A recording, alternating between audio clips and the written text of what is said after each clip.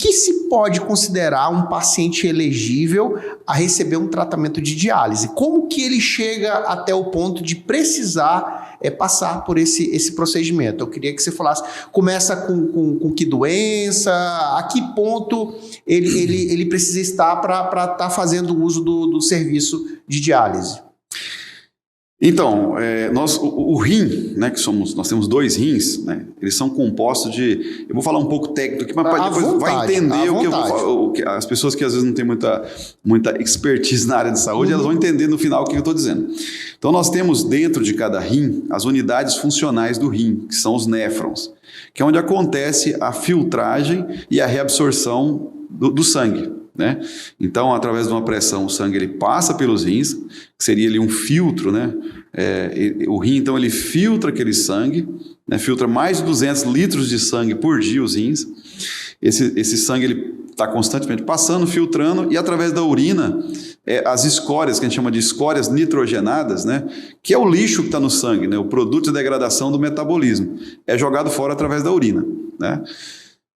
O paciente, ele geralmente tem 2 exames básicos. Geralmente o paciente já tem uma predisposição a ser doente renal, então, para não misturar as coisas aqui, né? O diabetes e a hipertensão arterial são os principais precursores da doença renal, entendeu? Então, se a pessoa é diabético ou hipertenso, ele já tem que estar atento com essa questão.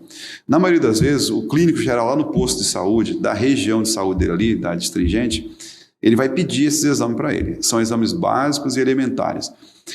Percebeu-se qualquer alteração de duas escórias, que é a ureia e a creatinina, né? Inclusive as campanhas da Sociedade Brasileira de Nefrologia constantemente batem nessa tecla, né? É exame de rotina, peça creatinina. Por quê? Porque a creatinina no sangue, ela indica que o rim não está conseguindo excretar, não está conseguindo jogar fora, não está conseguindo filtrar, né, aquela escória, aquela toxina, digamos assim, e jogar fora na urina. Então já é um alerta para esse paciente já ser acompanhado, né? Mas tem alguns sintomas que se manifestam também. O problema é que quando um néfro, lembra lá que eu disse, a unidade funcional do rim, quando um morre ou perde por uma lesão renal, por uma injúria, ele sobrecarrega o do lado. E nós temos milhões de néfrons em cada rim. Porém, ele vai sobrecarregando lentamente. Assim, ninguém vai perceber, não vai ter dor, não vai ter nada, entendeu? Quando ele tem algum sintoma, manifesta algum sintoma da doença renal, ele já está com uma porcentagem muito grande de falência renal, entendeu? De injúria renal que prejudicou a função renal. Então, ele já está com insuficiência renal. E aí, essa insuficiência renal ela é escalonada em estágios. Nós temos do estágio 1 ao estágio 5. Quando o paciente começa a chegar no estágio 4 ali, chega no estágio 4, o nefrologista que está acompanhando, quando esse paciente ele consegue ser acompanhado no ambulatório, o nefrologista vai indicar as modalidades de terapia que ele tem opção, entendeu? Que hoje nós temos 3, que eu acho que provavelmente você vai fazer essa pergunta, né?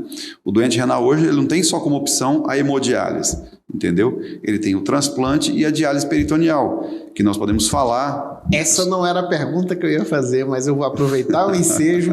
É importante, né? Porque as pessoas veem, né, essa explicação, há de se preocupar um pouco, né? Mas a pergunta, até então, né? Porque sempre vai aparecer várias perguntas do milhão aqui, entendeu? A pergunta do milhão.